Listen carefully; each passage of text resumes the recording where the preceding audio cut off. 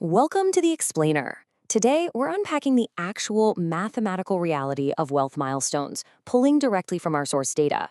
We're going to look really closely at the entire journey, from your very first terrifying investments all the way to that mythical $1 million mark.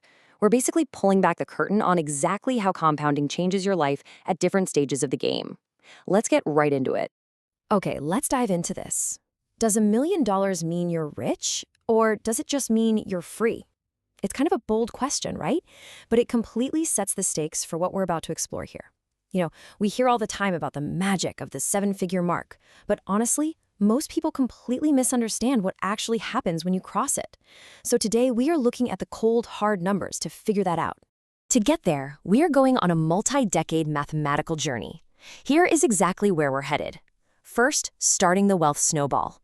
Second, the first 100,000. Third, the $1 million crossover. Fourth, the math that breaks brains.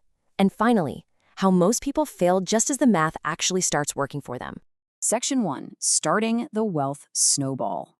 Getting your very first $10,000 invested takes just an incredible amount of discipline.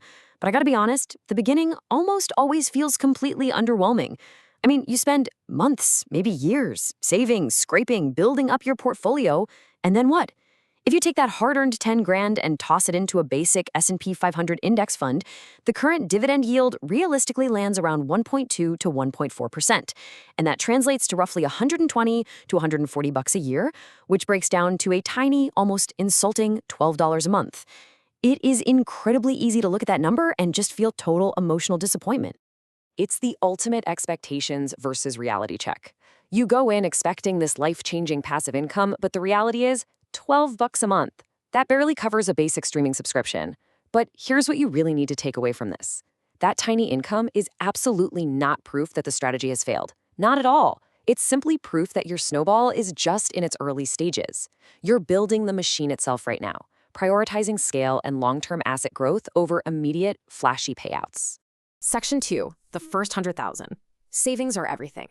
Below $100,000, your savings rate does almost all of the heavy lifting, period. It takes years of pure willpower because your actual cash contributions are what's driving the growth, not the investment returns. To really see this in action, let's look at Mark, Diana, and Carla. Now, they all invest the exact same $1,500 a month for 10 years, assuming a 7% return. Carla starts with 50 grand and ends with about 260,000. Diana starts at 100 grand and ends with roughly 300,000. Notice how the results are incredibly close? That's because their savings did most of the work there. But wow, look at Mark. Mark starts at $1 million, puts in the exact same $1,500 a month effort as the other two, and he ends up with $2.2 million. He literally just gained $1.2 million that he never physically earned at a job. It came entirely from the math of having a larger compounding base. Section 3.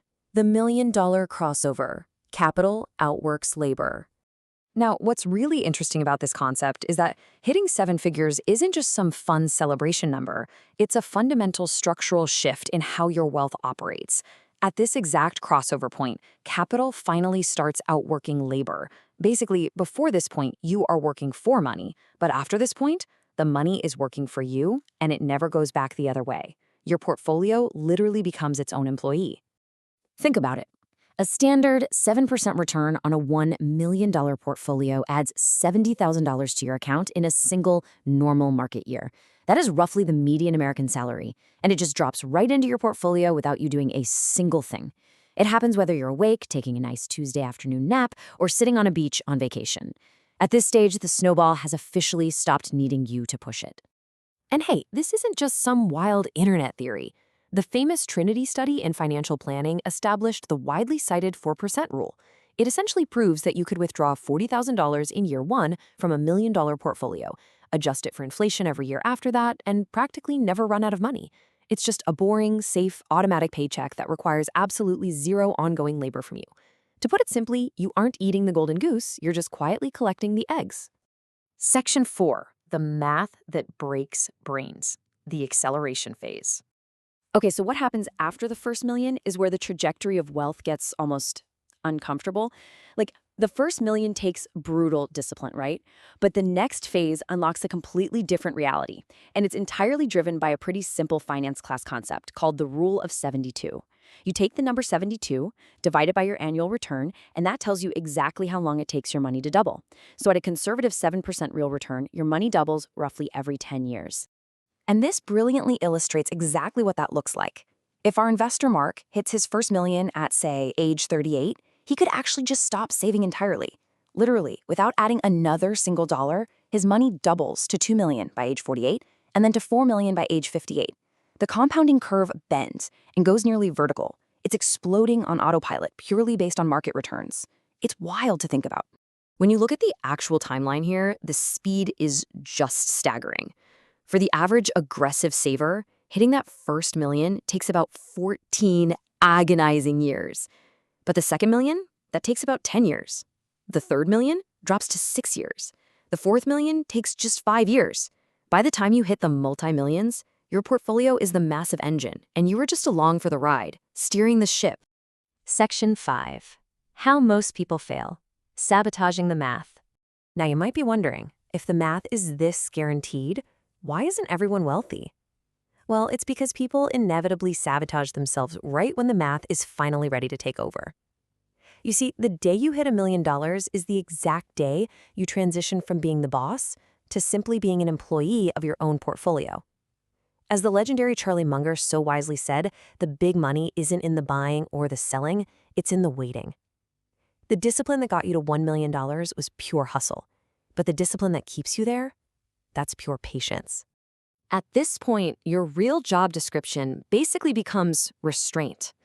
Don't sell, don't panic when the market inevitably drops, don't try to time the market, don't reach for the principal, and honestly, most importantly, don't burn the snowball early by cashing out to buy a boat or a massive, unnecessary house. You literally just have to not interrupt the compounding. Just get out of its way. Because if you can actually practice that restraint, wealth becomes this absolutely incredible tool. Think about it. Below $1 million, your options in life are mostly defensive, right? Pay rent, stay employed, avoid going into debt. But above $1 million, your options suddenly become offensive. You can start a business, move to a new city, or just take a whole year off. The capital effectively buys you out of the daily stress of basic survival. It becomes a launch pad instead of a leash. Which really leaves us with the ultimate question. The real challenge of wealth isn't just about saving or earning. It's this. Can you just sit still while the money does the work? Can you resist the urge to tinker, to panic, or to spend, and simply let the math run its course? It's a profound thought to examine for your own financial journey. Thank you so much for joining me on this explainer today, and I really hope this changes how you view the absolutely incredible math behind the wealth snowball.